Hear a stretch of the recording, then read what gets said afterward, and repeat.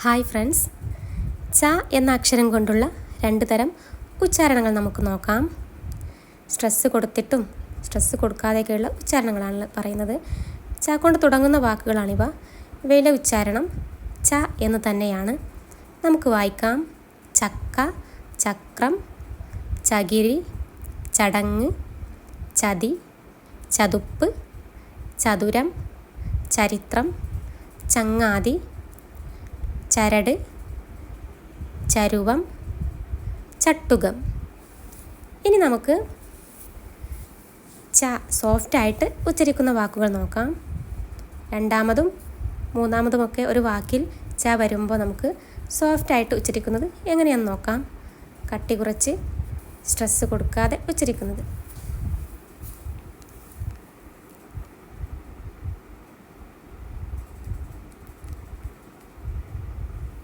ഈ വാക്കുകൾ നോക്കൂ. ച, ഇതിൽ രണ്ടാമതും മൂന്നാമതും ഒക്കെ ആയിട്ടാണ് ച വന്നിട്ടുള്ളത്. ഇതിലെ ഉച്ചാരണം കട്ടി കുറച്ചിട്ടാണ്, സ്ട്രെസ്സ് കുറച്ച് പറയുന്നു. നമുക്ക് വായിക്കാം. സൂചി, രുചി, പരിച, പരിചയം, രചന, സചിത്രം, സൂചിക, വാചകം, പാചകം, കവചം, മരീചിക. ഈ വാക്കുകളിലൊക്കെ ച വന്നിട്ടുള്ളത് രണ്ടാമതും മൂന്നാമതും ഒക്കെ ആയിട്ടാണ് വന്നിട്ടുള്ളത്. അപ്പോൾ ഇതിലേക്ക് ഉച്ചാരണം ജ എന്ന് തോന്നിപ്പിക്കുന്ന വിധത്തിലാണ്. ച എന്ന് സ്ട്രെസ്സ് കൊടുക്കാതെ ജ എന്നാണ് ഇവിടെ ഉച്ചാരണം വരുന്നത്. അപ്പോൾ ഇങ്ങനെ രണ്ട് തരം സൗണ്ടുകൾ ച എന്ന ലെറ്ററിനും ഉണ്ട്. ഇനി നമുക്ക് ട എന്ന അക്ഷരത്തിൻ്റെ നോക്കാം. ട എന്ന അക്ഷരത്തിൻ്റെ രണ്ട് തരം ഉച്ചാരണങ്ങളാണ് നമ്മൾ പറയുന്നത്. ഇതൊക്കെ ട കൊണ്ട് തുടങ്ങുന്ന വാക്കുകളാണ്. Turkey, town, teacher, tie, teapoy, torch, tank, ടകരം, ടങ്കാരം. ഈ വാക്കുകളൊക്കെ ട കൊണ്ട് തുടങ്ങുന്ന വാക്കുകളാണ്. ഇതിലേക്ക് ഉച്ചാരണം ട എന്ന് തന്നെയാണ്. കട്ടിക്കൂട്ടി സ്ട്രെസ്സ് കൊടുത്ത് തന്നെയാണ് പറയുന്നത്.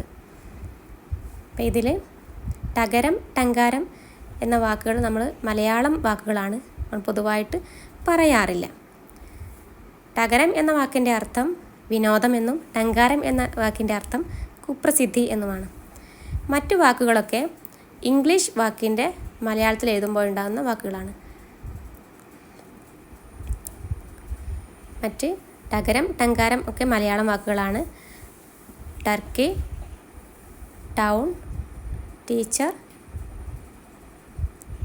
ടൈ, ടീപ്പോയ്, ടോർച്ച്, ടാങ്ക് ഇതൊക്കെ ഇംഗ്ലീഷ് വാക്കിലെ ടീ കൊണ്ട് തുടങ്ങുന്ന വേർഡ്സാണ്. അത് മലയാളത്തിലേക്കായിട്ട് എഴുതുമ്പോൾ ഇങ്ങനെയാണ് എഴുതുക. പിന്നെ മലയാളം വാക്കുകൾ ടകരം, ടങ്കാരമാണ്. അപ്പം അത് നമ്മൾ പൊതുവെ സാധാരണയായിട്ട് ഉപയോഗിക്കാറില്ല. പിന്നെ നമുക്ക് ടായുടെ സോഫ്റ്റായിട്ടുള്ള ഉച്ചാരണം നോക്കാം. വട, കുട, അട, വടി, അടി, കട, കടൽ, കടല, വീട്, സട, പട, ചാടി. അപ്പോൾ ഈ വാക്കുകളിലൊക്കെ ട എന്ന അക്ഷരം രണ്ടാമതൊക്കെ ആയിട്ടാണ് വന്നിട്ടുള്ളത്. അപ്പോൾ ഇങ്ങനെ ട എന്ന അക്ഷരത്തെ ഡ എന്നായിട്ടാണ് ഇവിടെ ഉച്ചരിച്ചിട്ടുള്ളത്.